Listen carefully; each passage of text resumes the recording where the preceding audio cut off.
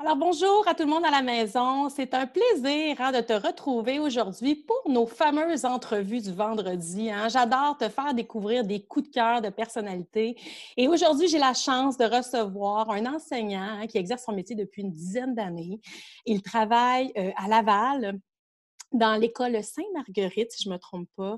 Et puis, il fait découvrir à ces jeunes, mais aussi à toutes les jeunes du Québec, sa passion pour les voyages. Et je m'entretiens aujourd'hui avec Olivier Chiasson, le prof nomade. Alors, bonjour Olivier, est-ce que tu es avec nous? Il va apparaître, ce ne sera pas très long. Bonjour Olivier. Salut Marie-Ève, ça va bien? Salut, fait que je peux t'appeler Olivier et non prof nomade pendant Oui, l'entrevue. oui, c'est bon. D'abord, je veux juste te dire que c'est vraiment, je suis vraiment très contente de pouvoir mettre la lumière sur un enseignant qui fait des choses inspirantes, vraiment, là, puis passionnantes pour les jeunes, puis même pour les plus vieux, là, à mon avis, là, qui aiment voyager, puis tout ça.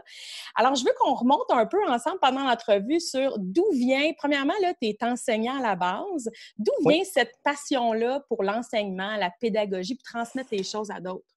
écoute, Marie-Ève, ça fait depuis, en fait, le cégep, j'ai eu une mononucléose. J'ai fait une mononucléose lors de ma première session au cégep, puis je dormais toujours, j'étais inscrit en génie électrique.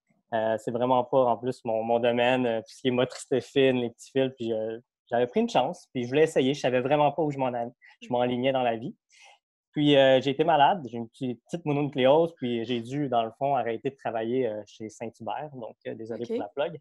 Mais j'ai arrêté de travailler parce que ça me demandait trop d'énergie. Puis, ma mère a trouvé un article dans le journal dans lequel on cherchait des tuteurs. Puis, c'était quand même une bonne rémunération, un bon salaire pour le peu d'heures. Donc, j'ai commencé à faire de l'aide aux devoirs à Laval OK. après les cours. Donc, c'est ça. Puis là, j'ai connecté avec les jeunes, j'ai vu que j'avais une passion, puis que je me trouvais bon. Donc, je me suis dit pour la communication et tout. Donc, c'est là est né, dans le fond, mon désir de continuer mes études en enseignement. Donc, à partir de là, lorsque je suis retourné au cégep, je me suis inscrit en sciences humaines. OK. Puis, tout allait bien, puis je me suis inscrit au baccalauréat après en enseignement. Fait Donc, que quand tu étais petit, Olivier, c'était pas nécessairement ton rêve de devenir un oh que enseignant? non! OK, non, pas Oh non, pantoute. non, non, j'aimais pas l'école, Ah, vraiment pas. pour vrai? C'est Oui, oui, oui, vrai? j'avais de la difficulté à l'école, puis OK. non, j'étais pas un élève modèle. En fait, j'étais un bon élève, mais c'est ça, j'avais des difficultés d'apprentissage un peu, puis l'école était pas faite pour moi, je pense. J'avais besoin de bouger, OK. énormément, puis c'est ça, donc non, c'est vraiment drôle, là, qui l'aurait cru, Ben ouais. Puis c'est drôle quand je reparle avec des pardon, ouais? qu'est-ce qui t'accrochait à l'école? C'était-tu le sport? Étais-tu comme un sportif? Ouais, ouais, ouais, OK. ouais, ouais, les profs d'éduc, j'ai créé des liens avec, surtout les profs hommes. OK. Donc pour tu sais, j'ai perdu mon père à 5 ans, donc OK. c'est peut-être pour ça aussi j'ai un peu de difficulté, à m'accrocher, tu sais, faire le deuil, puis continuer les études. Donc c'était difficile en bas âge comme ça, mais j'avais de la difficulté à créer des liens avec les profs, puis c'est ça. Donc j'aimais pas trop l'école, seulement les cours d'éducation physique. Fait que là, tu es en enseignement, mais peut-être c'est pas arrivé là, mais c'est quand que le voyageur en toi pogne la piqûre, là? Oh!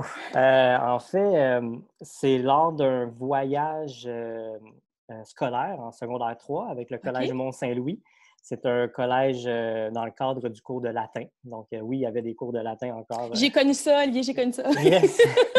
Donc, c'est ça. Donc, j'ai suivi un cours. Il y avait 2 années obligatoires de latin, secondaire 1 et 2, puis la troisième était facultative. Puis, je savais qu'à la fin de cette année-là, il y avait un voyage. Donc, je me suis dirigé vers le latin. Puis, on a un peu étudié l'Empire romain. Donc, on est allé faire un tour au sud de la France. OK. Et c'est la première fois que je prenais l'avion outre-mer. Puis, vraiment, c'est là que le goût de voyager est né. J'avais déjà pris l'avion pour aller en Nouvelle-Écosse, mais sinon, c'était mon premier voyage à l'extérieur du pays. OK. Fait que ça date quand même, de plusieurs Oui, années, là. oui, oui. Mais là, si, bon, tu commences à voyager, mais là, si on regarde, là, dans tout ce que tu as fait entre 2008, mettons, puis on va arrêter Mhm. à 2018 parce qu'à 2018, c'est passé quelque chose d'un peu plus intense, là. Là, il y a plein de voyages, il y a plein Ouais. d'accumulations de voyages, de découverte du monde. Euh, C'est-tu donné comme une mission? Tu veux dire, moi, je vais mettre mon drapeau canadien chacun Non, des non, mais c'est quand même important de revenir un peu avant 2008 parce que OK. 2006, j'ai fait mon stage au cégep en OK. Chine. Puis là, j'ai rencontré un directeur d'école là-bas, puis il cherchait des profs de français. Là, je disais, moi, je m'en vais en enseignement. Puis il cherchait, dans le fond, des profs de français pour enseigner le français aux futurs immigrants. Donc, des cours de conversation. Puis, je tripais sur le peuple chinois avant, le pays, tout ce qui était en lien avec l'Asie. Ça OK. m'intriguait. Donc, je suis allé vivre 6 mois en Chine. Donc, je suis parti sans contrat, rien. Ça, tu as Puis, quel âge à cet âge-là, à ce moment-là? j'avais 21, je pense. OK, OK. Ouais. Puis, si je me trompe pas, ouais, environ. Début vingtaine, en fait, j'avais jamais quitté le nid familial. Puis, je pars, première épicerie que je fais, c'est en Chine, toute la kit. Donc, c'est ça. Puis, je suis resté là 6 mois. Puis, après, quand je suis revenu, les voyages se sont enchaînés. Et, tu sais, ayant des longs étés Mmh. à l'université, puis en enseignement aussi, donc j'ai l'occasion de pouvoir faire plusieurs voyages. Donc, j'ai fait quelques voyages accompagnés d'amis. Puis, plus ça avançait, plus j'avais le goût de voyager seul. Je me sentais assez outillé, confiant, puis je trouve que tu prends tes propres décisions, tu ne dépends pas de quelqu'un d'autre. Donc, à partir, je pense, de 2016-2015 environ, j'ai commencé à voyager seul. Ouais. Puis quand on voyage dans un pays comme, mettons, en Asie, là, on Mhm, va s'entendre que les repères ne sont pas pantoute les mêmes à ceux ici qu'on retrouve au mhm. Québec. C'est où, toi, tu retrouvais tes repères? Où est-ce que tu gardais contact peut-être avec ce qui se passait au Québec ou comment tu faisais ça? C'est sûr que, tu sais, au début, en 2000, par exemple, mon premier grand voyage en Asie, c'était en 2009, au Ouais, Vietnam, Cambodge, Thaïlande, Japon, avec mon ami Guillaume. Puis, en fait, c'était plus difficile parce qu'il n'y avait pas de téléphone intelligent, il n'y avait c'est pas de ça. connexion Wi-Fi, donc c'était vraiment, il y avait comment dire, pas des petits dépanneurs, là, mais des endroits où on pouvait Ouais. téléphoner à distance. Donc, c'est comme ça. Le Facebook existait, mais tu sais, il fallait que tu prennes ta carte mémoire, télécharger la photo, puis c'était plus compliqué que maintenant. Mais sinon, tu sais, je donne toujours des nouvelles à ma mère, mais sinon, j'aime ça profiter, penser à moi, puis un peu déconnecter, là, comme je l'ai fait l'année passée pendant 1 an. Là. C'est sûr que je m'informais de ce qui se passait un peu au Québec, mais j'ai pas su qui a gagné à la voix, j'ai pas OK. su Les choses importantes, occupation là. double, ah ouais, les choses importantes. Bref, non, non, j'essaie de penser au moment présent, profiter de l'opportunité que j'ai, puis un peu de déconnecter du Québec. Ouais. Puis là, dis-moi, quand tu pars en voyage comme ça pendant des longs moments, là, c'est quand même long, là, on parle pas d'une semaine, là, est-ce que Mhm. tout est planifié ou tu y vas tu y vas, tu laisses la vie s'organiser au fur et à mesure pendant Ouais. ton voyage? Un peu des deux. Je te OK. dirais, tu sais, je prends par exemple mon voyage d'1 an. Je savais que j'avais acheté un billet d'avion Nouvelle-Zélande-Chili. Je l'avais acheté en août, puis la date était la fin février. Donc, je savais qu'il fallait que je sois en OK. Nouvelle-Zélande à la fin février, mais entre les deux, je ne savais pas. Je m'étais OK. fait un itinéraire logique selon les températures, le climat, pour vivre le OK. moins de pluie. Parce que, tu sais, des fois, dans le fond, en Asie, il y a des saisons sèches, des Oui. saisons humides. Donc, c'est plate de voyager pendant 3 mois sous la pluie. Donc, je me suis fait un itinéraire intelligent. Puis, Ouais. donc, c'est ça. Donc, quand je suis arrivé en Amérique du Sud, c'était eux leur fin de l'été. Ils s'en allaient vers l'hiver. Puis, mon voyage se terminait quand leur hiver commençait et notre été commençait. Donc, j'ai essayé de OK. synchroniser tout ça. J'étais en Australie et en Nouvelle-Zélande pendant leur été. Donc, ouais. Dans le fond, c'est semi-préparé. Puis, tu sais, dans le fond, quasiment la majorité des pays en Asie demandent un visa pour entrer au pays. Donc, OK. j'ai fait en ligne 1 ou 2 mois à l'avance. Puis, tu sais, c'est sûr que quand tu n'as pas de travail à temps plein, là, je suis vraiment concentré sur le voyage. Donc, tu as quand même des temps morts. Là. Je ne fais pas juste visiter parce que sinon, tu Ben vas non. être épuisé. C'est épuisant à voyager. Tu es tout le temps en train de penser prochaine destination, billet d'avion, visa, hébergement. Euh, Puis dans mon cas, étant donné que j'avais un projet, on en parlera peut-être plus tard, mais Ouais. comme j'ai fait un projet spécial en voyage, l'organisation des visites des écoles, j'ai quand même visité 17 écoles, donc c'est planifier tout ça, puis monter les vidéos, dans le fond, remplir mes pages médias sociaux. Puis non, c'était comme un petit travail en voyage, mais avec une certaine flexibilité dans l'horaire. Donc, Bien, C'était génial. parlons-en de ce travail-là, Olivier. Je pense que là, tu Ouais. nous ouvres la porte à ça. En 2018-2019, tu décides de dire, moi, je vais prendre une pause du prof en classe, là, Mhm. mettons, puis je vais aller découvrir le monde, puis je vais avoir un... Tu avais une mission, tu avais un projet. Là. Ça t'est venu comment, ce projet-là, C'est cette ça. idée? Ouais. Mais en fait, je voulais vivre une autre expérience. J'avais besoin de changement dans ma vie. Puis, au départ, je voulais partir en Colombie-Britannique enseigner le français. OK. Puis j'avais fait toutes les démarches, tout s'est bien passé, mais après ça, je me suis dit: «Ouais, pourquoi prendre une année sabbatique pour aller faire le même travail ailleurs?» Puis là, t'installer, puis être loin de la famille. Puis c'est sûr que quand tu commences à t'installer ailleurs, ben c'est pas pour un an. Donc, tu sais, Mm, tout le déménagement, ça vaut mm. pas vraiment la peine. Donc, je me suis dit: «Ah non». J'ai toujours rêvé faire un petit tour du monde, partir un an. Puis, je trouvais que c'était le bon timing. J'avais l'expérience de voyage. Je ne suis pas trop vieux encore. J'avais la forme physique. J'avais les moyens dans ce temps-là. Donc, je me suis dit, c'est le temps de le faire parce qu'on ne sait jamais ce qui peut arriver demain. On le vit en ce moment. Là. Si j'avais pris cette année sabbatique, je n'aurais pas pu vivre toutes ces Non. expériences-là. Donc, j'ai dit, c'est maintenant ou jamais. Puis, je me suis lancé dans l'aventure. J'ai vendu tous mes trucs quasiment, là, tous mes biens personnels. Ah, c'est ça qu'on fait, là. Parce Hein? que Oui, là, oui. tu as un projet, tu dis, Ouais. moi, peu importe ce qui arrive, moi, je vais tout lâcher ce que Mm, j'ai, puis je mm. pars pour ce projet-là. Ouais, je fais confiance à la Oh! vie. Puis j'ai dit, au pire, je rachèterai quelque chose au retour, mais je veux pas partir un an puis compter les sous. Donc, je me suis dit, j'aime mieux partir avec plus que pas assez pour profiter. C'est une fois dans une vie un voyage comme ça. Mais, tu sais, dans le fond, je pense pas que je le referais de changer de pays comme ça parce que j'ai quand même visité 20 pays en un an. C'est sûr qu'il y a beaucoup de pays collés, limitrophes, mais quand même, c'est demandant physiquement. Donc, oui, je pourrais partir, par exemple, les hivers, m'installer à quelque part pendant 3 mois, genre en Amérique du Sud ou en Amérique centrale, pas trop loin du Québec. Mais un an comme ça, là, c'est quelque chose. Mais je t'entends parler, j'ai l'impression que, tu sais, quand on est passionné par quelque chose, puis on a un but, tu sais, tout ce que le bien matériel ou ces Ah, choses-là, on dirait que ça prend plus sa place, là. sérieux, Hein?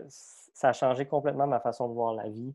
Le côté matérialiste complètement disparu.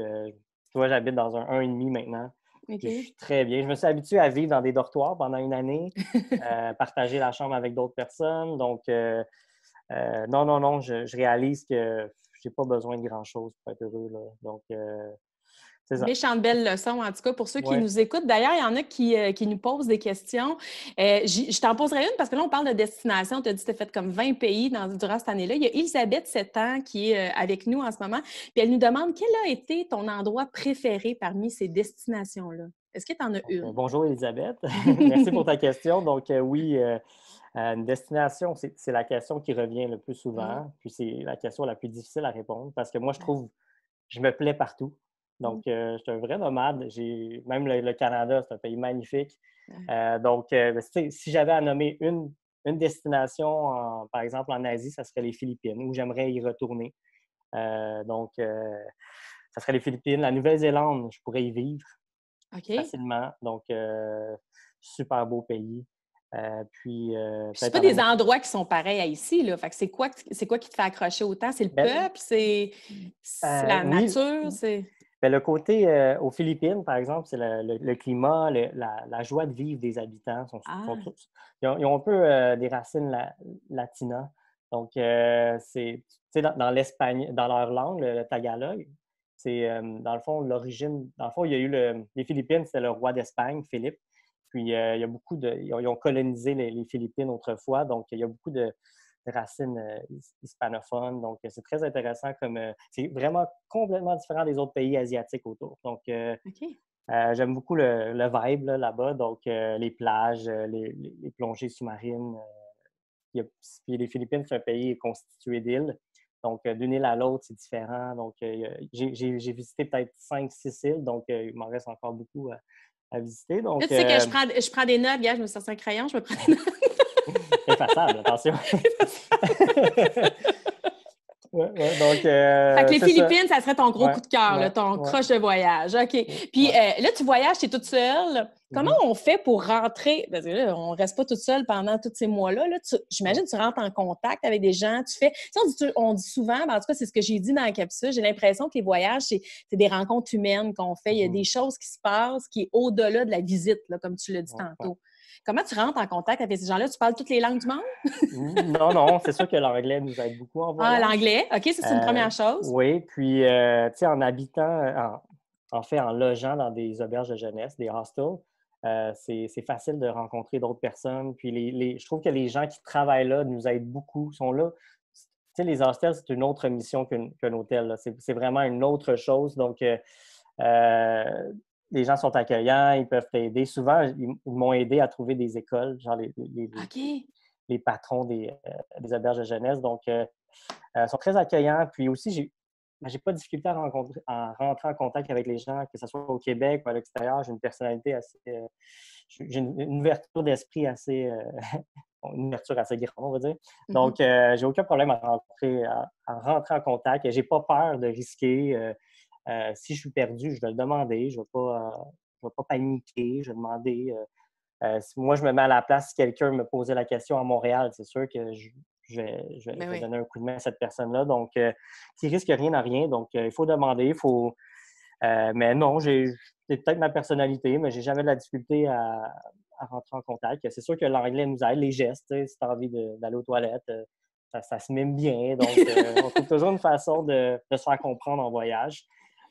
Puis, tu sais, les gens aussi dans le domaine touristique aussi, ils parlent anglais, mais sont habitués aussi à, tu sais, les besoins des touristes en général. Donc, Je comprends.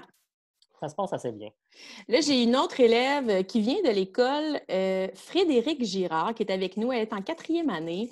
J'ai malheureusement pas son nom. Je ne sais pas si c'est un garçon ou une fille, mais ce qu'elle aimerait savoir, puis on s'en allait un petit peu là, c'est comment tu effectuais tes choix d'école, tes visites de l'école, puis elle voudrait savoir quel genre d'école tu as visité durant ton parcours pendant cette année-là, entre autres. Là. C'est ça. En gros, j'ai eu l'occasion de visiter 16 écoles sur 3 continents différents. Puis, ça a commencé à Taïwan. Puis, en fait, c'était leur congé scolaire aussi d'été. Donc, j'ai réussi quand même à rentrer dans l'école, mais il y avait, dans le fond, c'était fermé. Puis, c'est comme rentrer dans une école au Québec durant le mois de juillet. Il n'y a pas grand-chose à faire, il n'y a personne. Donc, j'ai quand même réussi à trouver un contact. Mais ça a commencé là. Donc là, je dis, ouais, ça commence mal. Je suis en vacances. Pas d'élèves. Je vais m'organiser un peu plus pour les prochaines visites. Puis ensuite, je suis allé en Indonésie. Je connaissais quelqu'un qui a ouvert je le salue, justement, Mathieu, c'est un Québécois qui a tout lâché ici au Québec. Puis il a bâti un lodge, un hôtel dans la jungle en Indonésie. C'est incroyable pour des retraites de yoga. Puis c'est un ami d'un ami. Puis il m'a invité, puis lui, il connaissait beaucoup la communauté balinaise. Puis il m'a mis en contact avec une dame qui avait un fils. Puis j'ai visité l'école comme ça. Ça, c'est ma première, dans le fond, capsule vidéo. Puis il n'y avait rien de planifié. Je ne savais pas à quoi m'attendre. Puis en fait, toutes les visites d'école, c'est un peu comme ça. Là. J'arrive avec ma caméra, je suis seul. Puis des fois, j'ai pas 24 heures. J'ai une journée, c'est 4 heures pour faire une vidéo. Puis des fois, j'ai pas une seconde chance, une deuxième journée parce que, bon, je suis en déplacement continu. Donc là, c'est ça. Fait qu'il faut être assez rapide d'esprit là, pour essayer de capter des images. Puis là, j'arrive en Indonésie, puis à l'école, j'ai aucun matériel à leur montrer pour dire hey, moi, je m'appelle Olivier, je suis enseignant, puis je fais des capsules vidéo. Je suis pas caméraman, là. Non, exactement. Je suis avec mon iPhone, puis ils m'ont fait confiance, c'était super cool. Puis la dame me dit il y a une prof d'absente, voudrais-tu la remplacer? Mais non! Ah oui, c'est ça, c'est pas le même système qu'ici. Là. OK.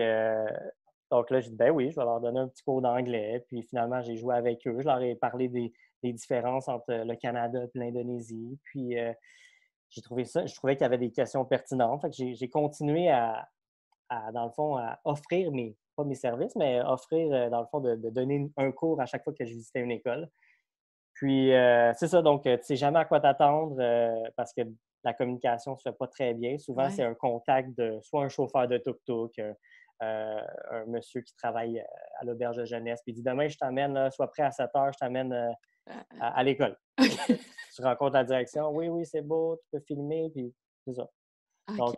c'est sûr qu'il y a des écoles qui demandent des autorisations parentales, Oui. d'autres non. Puis moi, j'offrais, dans le fond, toujours du matériel scolaire en échange, OK. de me laisser entrer. Puis, Donc, j'en ai étais-tu venu payé. avec une valise de Non, non, matériel? non, non, Non, non, non. non, non. En fait, je demandais aux personnes aidantes de m'amener dans un magasin, puis là, on partait magasiner. Puis, OK. ouais, c'est ça. Donc, du matériel sportif, du matériel scolaire. Puis, surtout en Asie, ça l'aidait aussi à rentrer en contact, Ben créer oui. un premier lien avec la direction d'école. Donc, ouais, c'est ça. Puis, tu sais, tu me posais la question comment je fais pour rentrer en contact, mais chaque visite d'école a une histoire différente, vraiment Mhm. complètement différente. Il y a même des écoles en Amérique du Sud, par exemple en Argentine puis au Chili. Ce sont d'autres touristes que j'ai rencontrés en Asie, des Chiliens puis des Argentins, qui m'ont aidé. Je leur ai dit, hey, moi, dans quelques mois, je m'en viens dans ton pays. Puis je les ai revus, puis ils m'ont aidé à rentrer en contact avec les Fait qu'il faut directions rester d'école. ouvert aux rencontres, en tout cas, parce que Ah ça nous oui, donne ben des oui. opportunités. Ben oui, ben oui. Ah, c'est très, très bien. J'aurais envie de te demander, dans le fond, tu as vu d'autres écoles, d'autres classes. Nous, on Mhm. connaît ce qu'on vit en ce moment.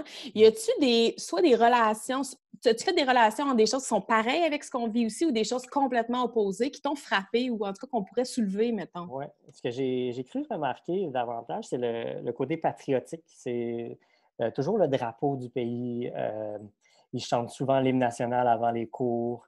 OK. Il y a aussi l'anglais qui est la seconde langue, je dirais, enseignée dans presque toutes les écoles. Mhm. Puis, c'est ça, le nombre d'élèves peut être beaucoup plus nombreux. J'ai vu des classes de 60 élèves au primaire au Népal. Donc, tu sais, ça varie d'un pays à l'autre. Ça varie aussi d'une ville à un village. Donc, c'est difficile de généraliser. Mais en gros, je dirais le côté patriotique qui ressort beaucoup. L'hymne national, les élèves sont en rang, beaucoup de respect pour le pays. Donc, ça, j'adorais. C'était un des moments préférés. Là. Ça donne un peu le ton à la journée. C'est vrai. C'est le C'est fun. Là. rassembleur, en tout Les cas, hein? rassembleurs, les Oui. prières, des fois aussi, beaucoup avant les cours. OK. Donc, j'ai pu assister à des prières musulmanes, des prières chrétiennes. C'est vraiment spécial, c'est fun.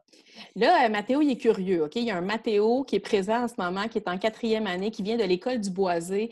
Et lui, tu sais, tu nous as parlé des bels endroits, des beaux endroits à visiter. Lui, il veut savoir, y en a-tu un que c'était moins le fun? Ça a été rough un peu, ça, de visiter ce pays-là.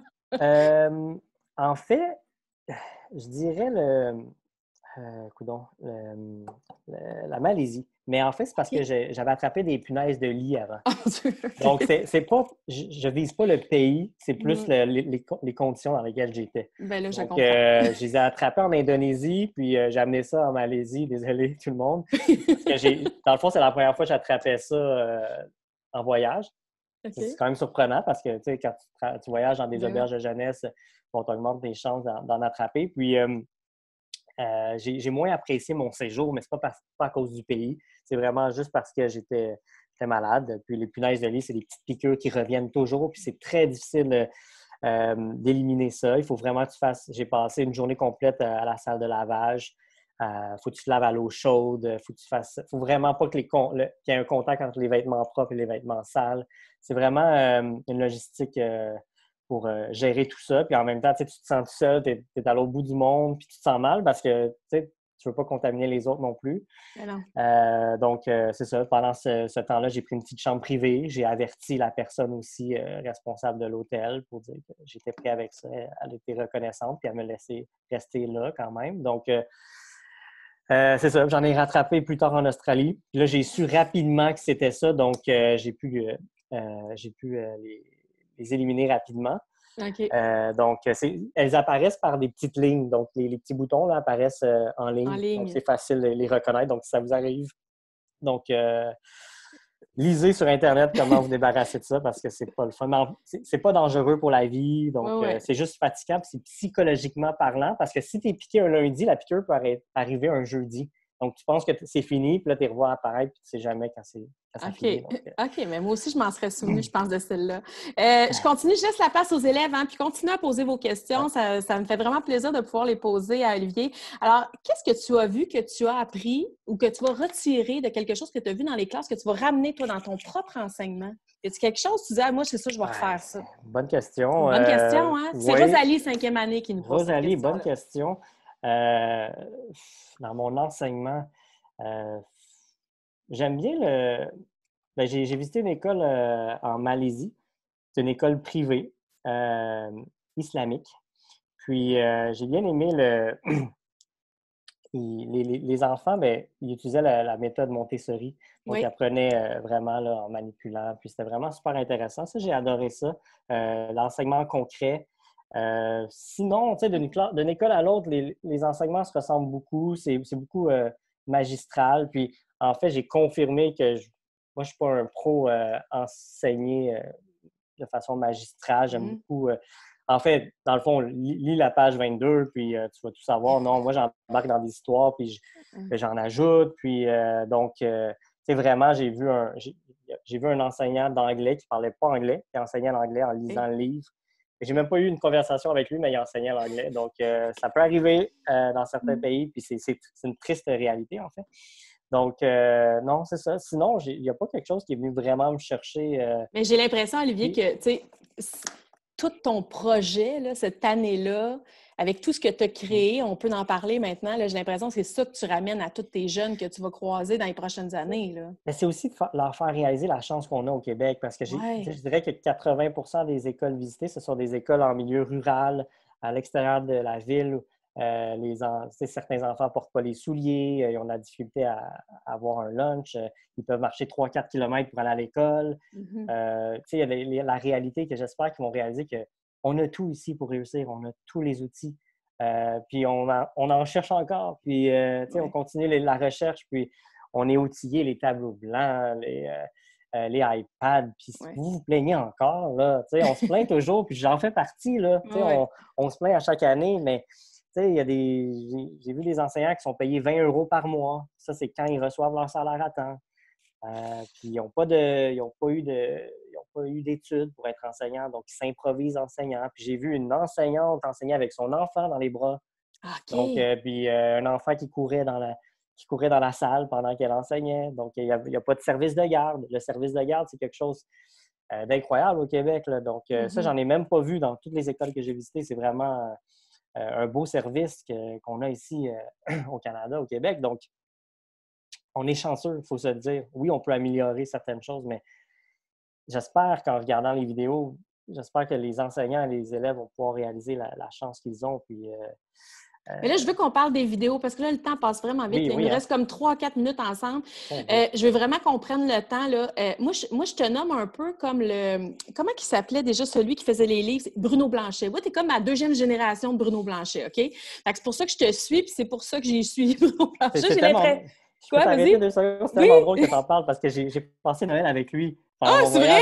voyage. Puis, OK. puis il m'a donné plein de trucs, puis OK. on est encore en contact. Puis, en tout cas, bref, c'est vraiment drôle. Ben, ça, c'est mon idole. Donc, de me dire ça, c'est OK. comme, wow, super. Ah, bon, ben tant mieux. Mais écoute, c'est parce que j'ai l'impression qu'on peut facilement. Tu rends le voyage accessible, tu nous fais Mhm. découvrir des choses.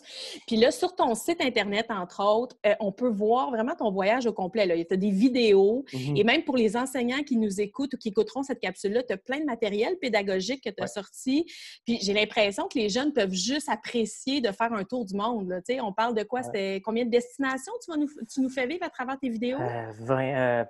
À travers mes vidéos, je dirais 15, 15, 16. 16 Ouais, vidéos. ouais, Puis là, en plus de ça, tu as rajouté au cours de la dernière année des magnifiques livres. Il faut en parler. Tu ouais, en as sorti un premier. ouais. Tu en as sorti un deuxième, c'était en février, c'est ça? Le dernier est sorti la semaine passée. Ah, c'est la semaine passée, Ouais, excuse-moi, le c'est la semaine premier en passée. février, ouais. Le premier en février. Puis Et là, j'en ouais, profite pour vas-y. saluer Antoine, l'auteur des deux romans, parce on travaille en équipe. Puis en ce moment, je peux le saluer parce qu'il est en suppléance avec des élèves de l'école Joly-Sacré-Cœur, du OK. Bois Joly-Sacré-Cœur, excusez-moi, à Saint-Hyacinthe. Donc, je salue tous les élèves. Donc, puis Antoine, merci de nous écouter. Donc, ce sont deux romans, dans le fond, qui sont inspirés de mes voyages. Donc, un qui se passe en Indonésie et un qui se passe au Pérou.